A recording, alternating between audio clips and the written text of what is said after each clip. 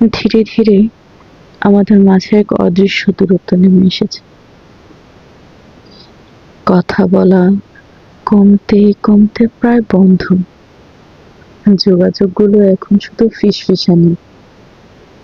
হয়তো বা তুমি জীবন থেকে এগিয়ে গিয়েছো, কিন্তু আমি এখনো সে পুরনো সময়ের মোড়েই দাঁড়িয়ে।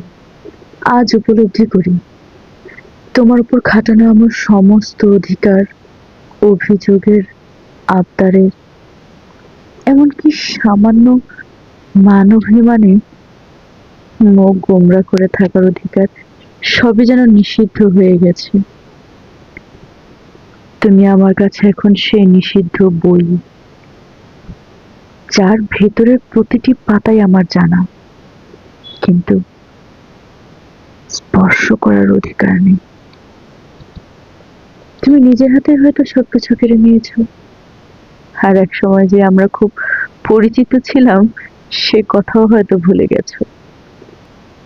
তবু এইটুকু জানিয়ে রাখি, এই বন্ধন এত সহজে কাটানো যায় না।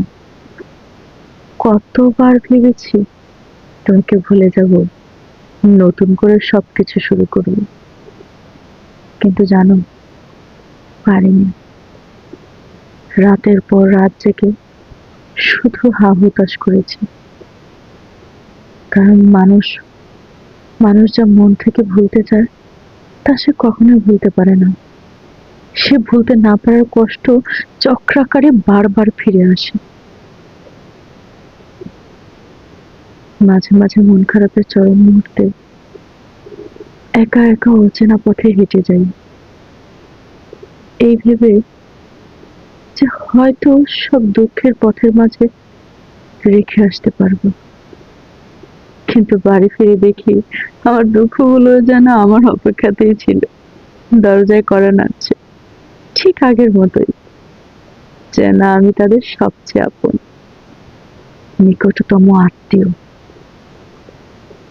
এক অদ্ভুত মায়া, যা শুধুই কষ্ট দিয়ে যায়, কিন্তু ছাড়তে পারে না।